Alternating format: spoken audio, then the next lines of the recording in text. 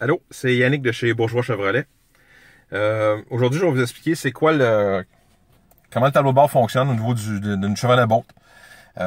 C'est le même principe là, à la base que la Volt. Là. Parce que toute l'interface que vous avez ici, on peut toute la changer. C'est les gens qui avaient vu le vidéo de la Volt, là, c'est par ici à ce moment-là. Fait que ce que vous faites, c'est exemple, vous voulez changer. Là, l'interface qu'on a ici, on appelle ça l'interface détaillée. Si vous voulez changer l'interface, vous avez juste appuyer sur le bouton de gauche. Vous allez voir, il y a un petit menu qui va apparaître. Puis vous allez dans Affichage. Là, vous voyez ici que c'est marqué détaillé, là, fait que c'est là qui est détaillé. Fait que là, vous avez le normal et vous avez le 100 mètres. OK? Mais moi, toutes les voitures, je les livre quand je les mets toutes en détaillé. C'est beaucoup plus simple pour le client. Là, et ça lui donne une marge de manœuvre au niveau du véhicule en tant que tel. Vous voyez ici, c'est pas vraiment compliqué. Il y a 3 chiffres. OK? Dans le cas ici, on voit que bon, la batterie n'est pas pleine. Là. Donc, on parle d'un maximum de 358 km, 295, puis minimum 227. OK? La façon que ça fonctionne, c'est pas compliqué. C'est que en roulant avec la voiture, OK, tout dépendant si vous avez le pied pesant ou vous êtes une personne qui met plus de chauffage, moins de chauffage, plus d'air climatisé, moins d'air climatisé, vous allez voir qu'il y a une ligne qui va monter ou qui va descendre. OK? La petite ligne est dans juste ici qui va monter ou qui va descendre. OK? Ce que ça veut dire en tant que tel, c'est que si en roulant, vous ne voyez pas de ligne, OK, puis le chiffre qui est marqué ici, ça veut dire que selon l'ordinateur de bord ou le pifomètre, des fois les gens vont appeler, là, vous devriez faire à peu près 295 km. C'est sûr que ce chiffre-là, c'est toujours en fonction du terrain, la température extérieure, comment vous roulez votre voiture, etc. OK? Puis la petite ligne qui peut monter ou qui descend, ça va vous dire que, techniquement parlant, si vous continuez à faire ce que vous faites là, soit vous allez vous rapprocher dans le cas ici plus du 358 ou plus vers le 227. Donc, l'idée, c'est d'avoir une conduite éco-énergétique qui est plus par ici. OK? Juste pour vous donner une idée comment que l'air climatisé, le chauffage peut changer. Parce que présentement, on voit que le système de chauffage est fermé complètement. Il n'y a rien. Là. Donc, si je vais l'allumer puis je vais le mettre en mode automatique, OK, je vais juste appuyer sur le bouton automatique. Puis je l'ai déjà préseté à 22 degrés. Là, OK? Fait que si j'appuie sur le bouton automatique, vous allez voir, c'est marqué 295 km. Vous allez voir, ça va changer assez rapidement. Là.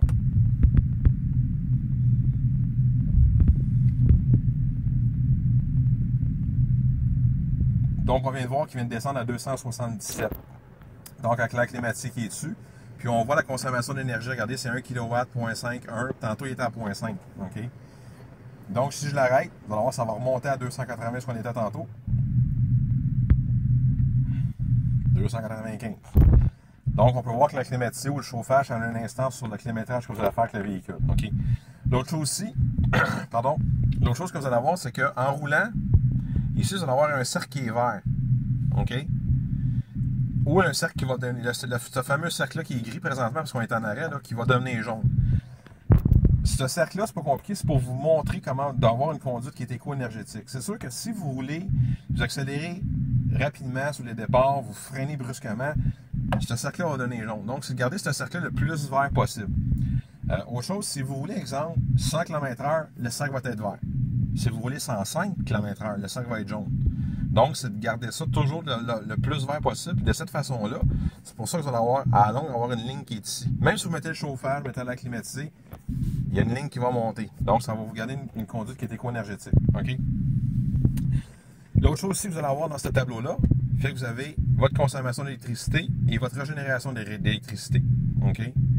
Fait que c'est ce que ça va vous donner là, à ce moment-là pour ce tableau-là. L'autre chose qu'on peut avoir, qu'on peut changer, même principe que la Volt, c'est toute l'interface au centre. OK? Donc, je reviens toujours à mon fameux petit clavier qui est ici avec l'intérieur, le bouton Enter dans le fond. Fait que si on vient encore ici, donc je vais avoir les informations du véhicule. Donc, je vais vers la gauche parce que je vais ouvrir le menu de gauche. Je monte vers le haut, véhicule info. Puis là, vous avez. Là, si je veux passer de haut en bas pour changer l'interface qui est ici au centre, là, c'est toujours le même principe, en haut ou en bas.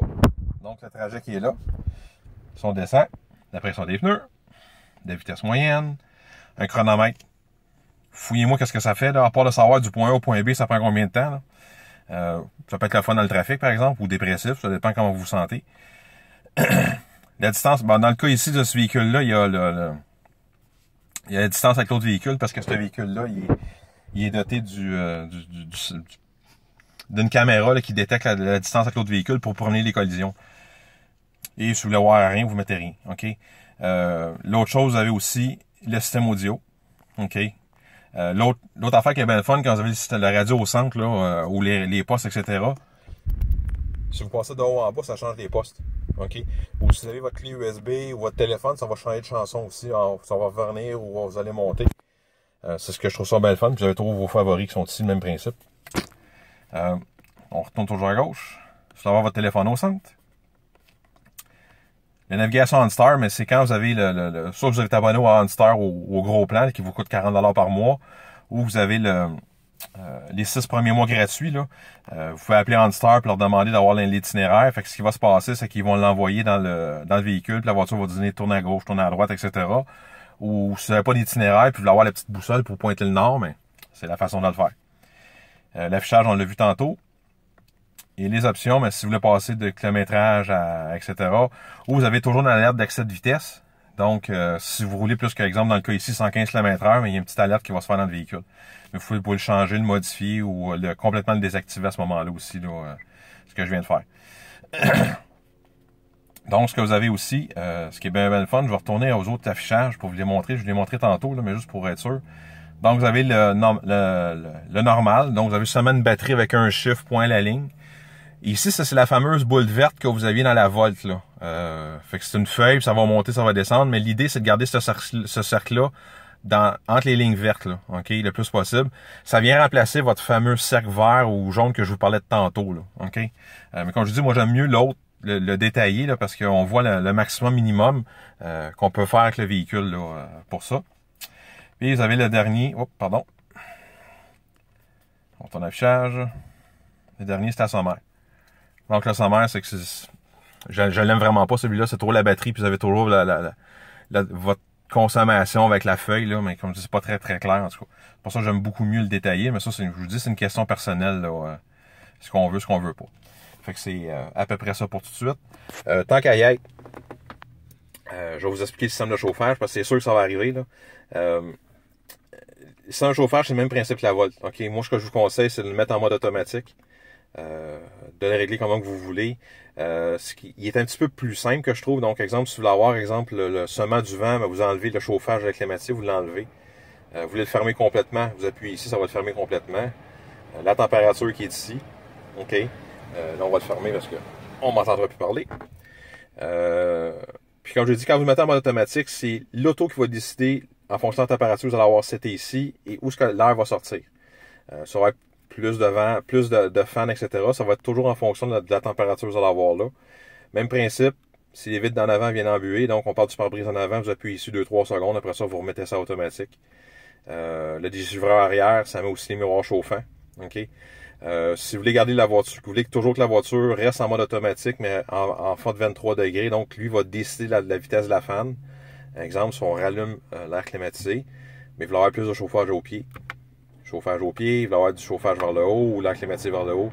C'est comme ça, mais lui va toujours faire en fonction que vous arrivez aux 22 degrés. Donc, comme je vous ai dit sur la Volt, faut pas vous craquer ça. Là, parce que quand vous allez craquer ça, exemple, à 30 degrés l'hiver, après ça, il fait chaud, vous allez redescendre ça à 22-23 degrés. C'est normal que vous allez avoir de l'air climatisé parce que son idée, c'est de revenir le plus vite possible en température plus basse.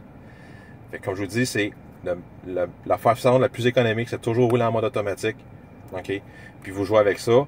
Puis quand vous êtes bien, vous avez chaud ou vous avez trop froid ou peu importe, on le ferme complètement puis on le rallume de temps en temps. Fait que c'est une façon de le faire là, qui est la plus éco-énergétique possible. OK? Bonne journée!